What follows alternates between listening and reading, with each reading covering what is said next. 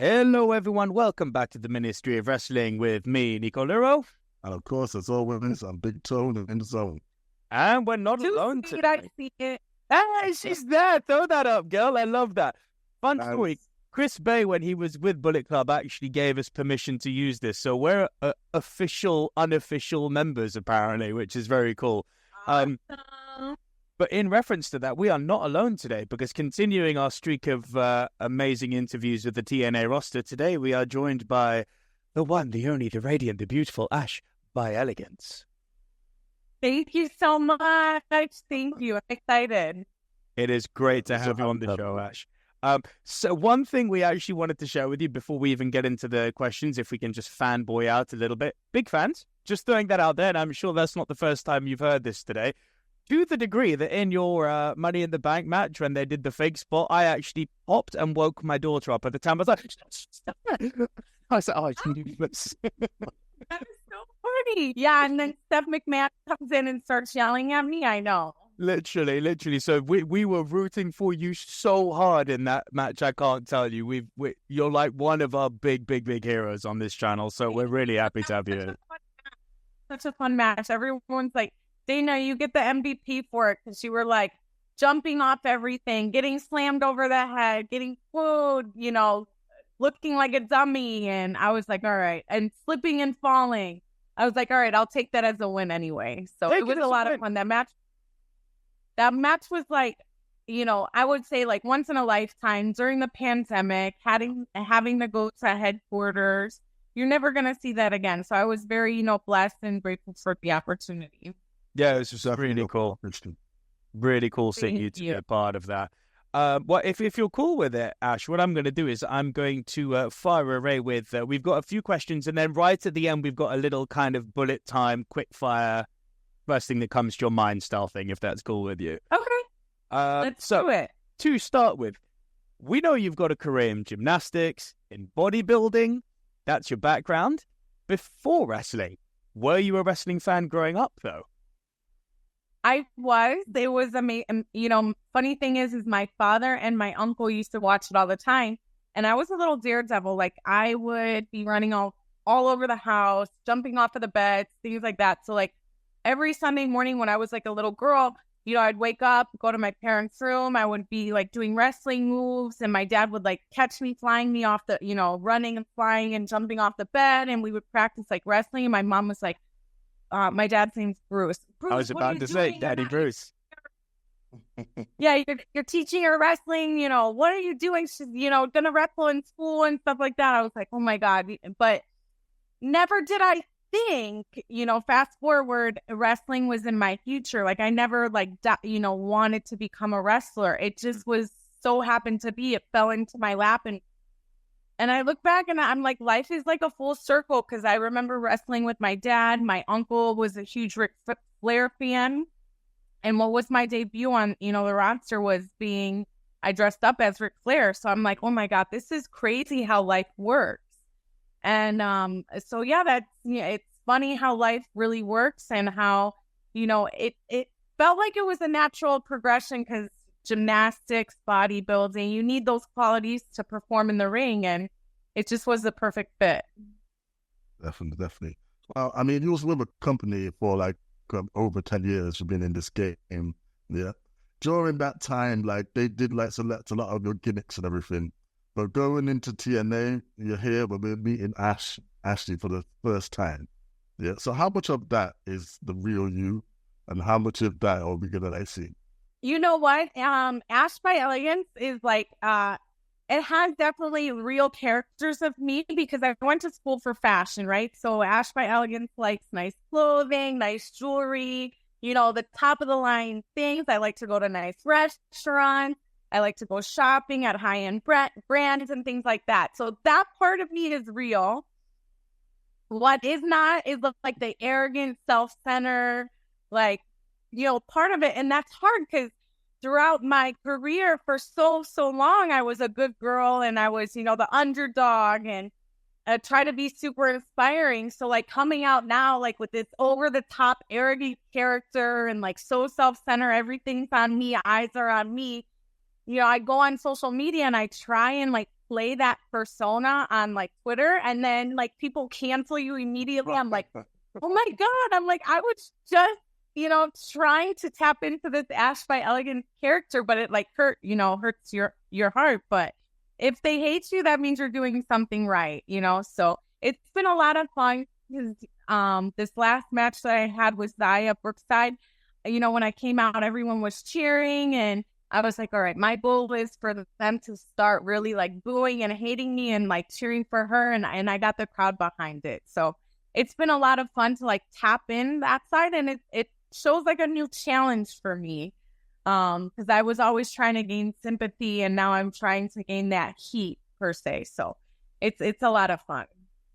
It's surreal seeing you as a heel, I have to say. It's absolutely surreal. And as you said, the fact that, you're working the internet so well, getting them to hate you, well done. Like spoken like a consummate professional, always be working, right? Yes, of course. Now, speaking of the internet, because the internet, as you've just mentioned yourself, can be quite brutal. Small elephant to acknowledge in the room. What do you have to say to those who compare your gimmick to a certain timeless champ on another show?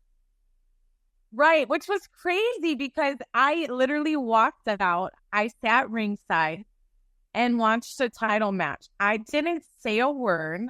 I didn't wrestle. I didn't cut a promo. It was all because of like this, hairstyle. And because I was, I'm blonde. And then like, guys, how can you compare me? Like, you haven't even seen my wrestling gear. Like, there's no correlation. Yes, I have a concierge, but it's so different and over the top. I mean, now fast forward, you see like, I have champagne. I use champagne. I, did a gimmick with my face fillers. Like the timeless Toni Storm is like from the 1950s, and like she's not. Thank you. It's two totally different personas and characters, and you'll see that as time progresses. It's totally different. Like I'm a current socialite, like elegant persona, where she's more of like a timeless 1950s type persona. So it's two completely different things. And it like killed me inside. I'm like, guys, can I just like debut and like people be like, oh my God, she didn't give up. It was great to see her wrestling again. It's like Timu Toni Storm. I'm like, come on, guys, you're hurting my feelings. You can never do anything right, but that's fine, You know what? It's just a lazy comparison, really, and a lazy comparison for a very hard worker. Now, speaking of hard work, let's take it back 10 years. You was actually trained by Robbie Brookside. So again, we're talking about full circle moments. How does it feel to have like one of your very first feuds against Zaya Brookside? Yeah, I think that is amazing. I mean, coming from, who I am deep down inside, seeing everything for full circle. I remember when she was a little girl coming into NXT, and I was doing promo class, and she was doing promo class, and she's like, can I get a picture with you? I'm like, yeah. Come on, take a picture. And then, her father training me for so long and being literally my first coach for the first day in NXT. And then fast forward when I'm on Raw, and then I had, come down to NXT, he was still there, and we would talk about his daughter. I'm like, oh, how is Zaya? He's like, oh, good. She's still wrestling and things like that. And then still being, Robbie was my producer with a couple of things that I had done in NXT. Then I show up at Hard to Kill, and who do I see backstage was Zaya. I'm like, oh my God, get out of here. Like, this is amazing. We're like in the same company. So that was, I felt very special to be able to like share the ring with her. She's super talented. But then I go into character, and I'm like, man, this little girl is everywhere I am. She wants a picture with me when she's 16. Now I'm, in TNA. The first picture she launched, posts is her and I, and she tells this whole story. Now she's throwing champagne in my face. Then she's messing up my face. Then she wants to be in every promo. Then now she wants a rematch with me. It's like, how much? I mean, you're obsessed with me, it seems like, right? So that's kind of like the way we're going with it. So it's going to be fun. Ash by Elegance embracing her inner Regina George. I love it. Absolutely love that. So little preamble to this next question. We've become something of a good luck charm, a zany quirk for TNA wrestlers so far on this channel. Danny Luna came on and we said, what can we expect next from you? And she said, well, we're going to hold Knockout Tag Team Gold. Look now. Alicia Edwards came on. Yep, Alicia Edwards came on. She said, expect big things from the system. Look at them now, right? So, over. Yeah, completely taking over. So with that preamble said, I've seen a small documentary that you're in this. You mentioned that you are your own biggest critic, and you always strive to deliver the absolute best. And we have said numerous times on this channel, we fundamentally believe the best organization for women's wrestling in the world, bar none, is TNA. Doesn't come. I genuinely believe that. So with that, all that preamble said, what can we expect next from Ash by Elegance? I have my eyes on the prize. I have been blessed to sit ringside for a lot of Jordan and Grace's title matches. And so I came to TNA to, capture gold. I definitely didn't come to, sit on the sidelines like I did. I definitely came to, become the Knockouts Women's Champion.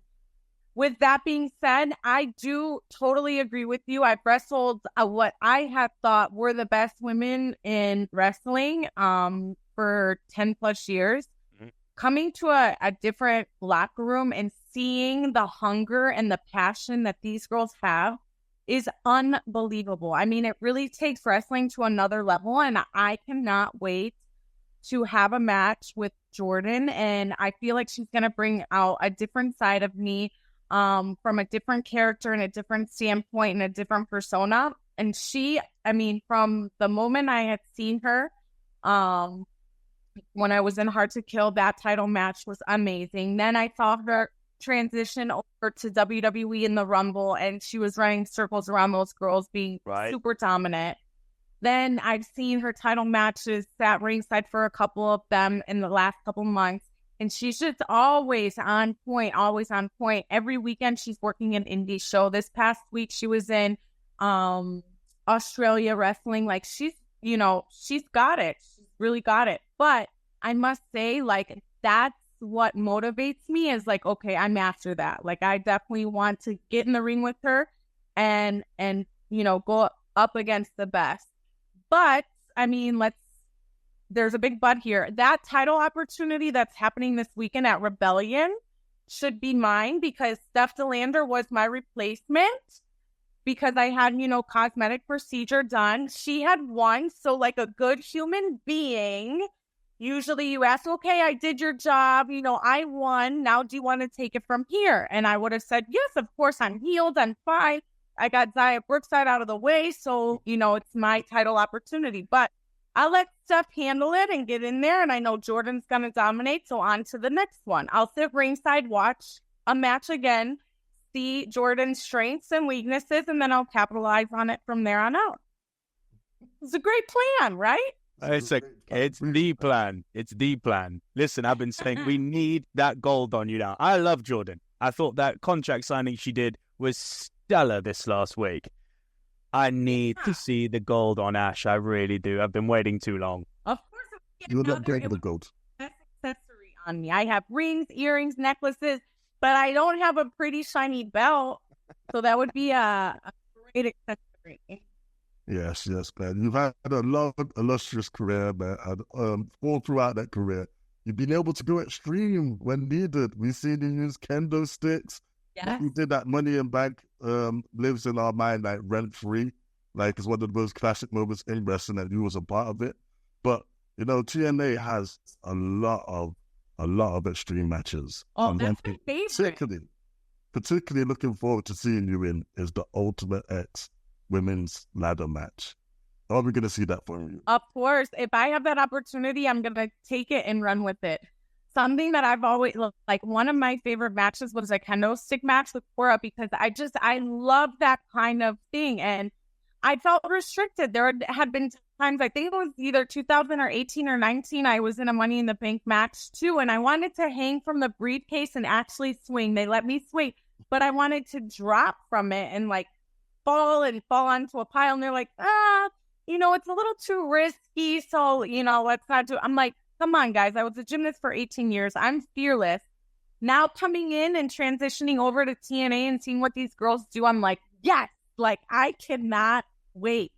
Like I'm very excited for it because I'm an adrenaline junkie, and I just really want to make moments, magical moments, and have fun. Like I have so many ideas up here that play along with my character when it comes to extreme. I know it's crazy, but I mean, it's going to be fun. It's going to be a lot of fun. And I can't wait. We can't wait either. Yeah.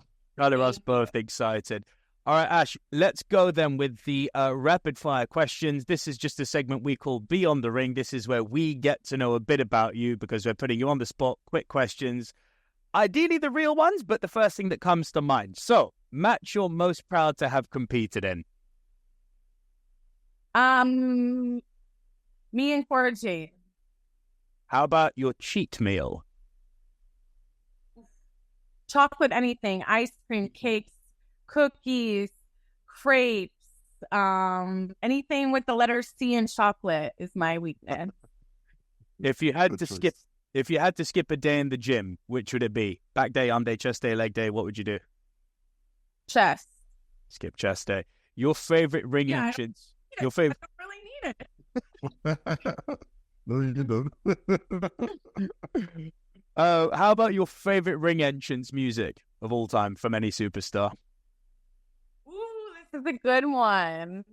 I still get chills when I hear Undertaker because you hear Undertaker's music at UFC events, regular fight. Like you hear, it's a very well known entrance, and it like just takes you back. So definitely Undertaker. Your dream match with it's any. Like a childhood. Yeah, it's a childhood. Yeah. Listen, just on a side note, I'm playing Kingdom, I'm playing Elevated, I'm playing all sorts of music to my 2.5-year-old daughter now. I literally get in the car now and she says, Daddy, Cody Rhodes, please. And I'm like, get on your clue. You go. Yes. That's awesome. Yes. How about your dream match with any current wrestler? Jordan Grace, I would absolutely love to share the ring with Mercedes. Now to her new persona and character, I think that would be a lot of fun. I've always said, going back to Charlotte Flair, I feel like we've had unfinished business for so long. Yes. Big time.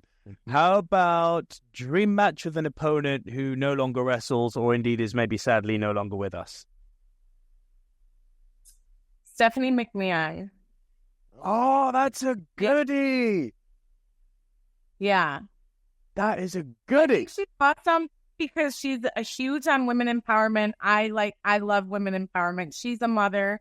I think, she just means she has so much. She's a badass.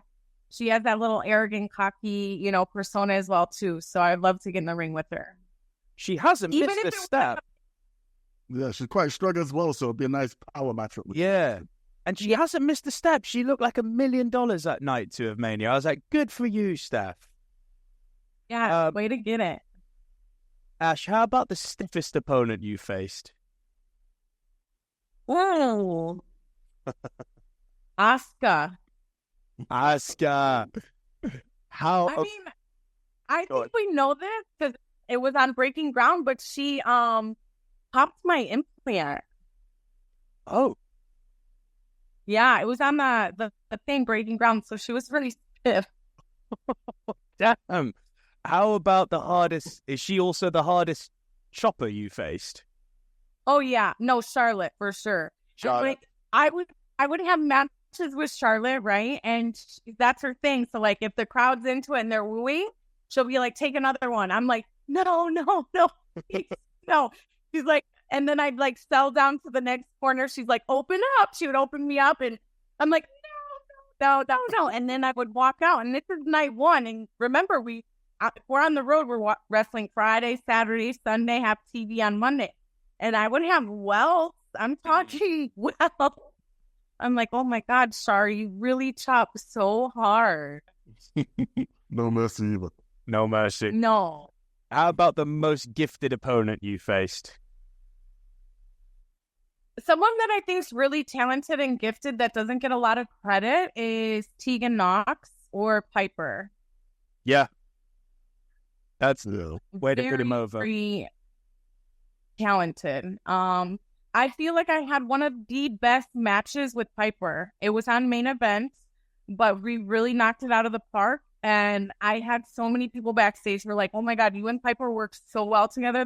That match was like pay-per-view like type match. I was like, oh really? And they're like, yeah. I watched it back and I was like, this girl can go. She's strong. Her cardio is great. Also Tegan, I've wrestled Tegan and I'm like, man, the things she has, they're super safe, but like they make contact and they're good. I mean, she's really talented. Yeah. Tegan and Dakota are two people I've always really vouched for and said they're criminally misrepresented, but Piper's a great shout. And the last one, Ash, your favorite match that you watched when growing up? Well, Andre the Giant and Hogan. Old school. That is a good. WrestleCon this past week, and my little son, he was like, there was like a memorabilia like little shop, and he was like going through this stuff, and it was like a VCR tape thing, and he's like, look at this, and I looked at it, I'm like, we're getting this, because it was that match. I'm like, oh my God, we're getting this, even though we don't have a VCR. I still love it. Amazing. Ash, that was amazing. It was elegant to the highest degree. We just have one last favor to ask you, please. We are trying to bring into existence TNA's return to the UK. Impact was there last year. We were at the Walker Dome front row. We want TNA back in the UK. Are you going to help us bring it back? Of course I am. I mean, Elegance needs to be in, the UK. I need to bring Elegance to the UK. I will be flying first class or on a private flight. Don't you worry. But I will be there, and I will bring Elegance. I will bring my champagne. Everybody, will be able to taste Elegance. You'll get a kiss from Ash. It will be, my treat. I will definitely bring just like the Queen. Just like the Queen. Yes. Love that. Ash, thank you so much for your time. A reminder to everyone, Saturday, 20th of April, TNA brings you Rebellion, the next big pay-per-view. You can watch that on Triller. You can watch that on the TNA Impact Plus app. The best women's division on the planet will be on display for you in that pay-per-view, as well as a host of other great wrestlers represented by Total Nonstop Action Wrestling. From the Ministry of Wrestling, Ash, thank you so much for your time. And now's your chance to shout out. Where can people find you online? Asha_Sabera, or just type in Ash by Elegance and you'll find me. Love that. Ash, you've been amazing. Elegance personified. Thank you so much. Thank you.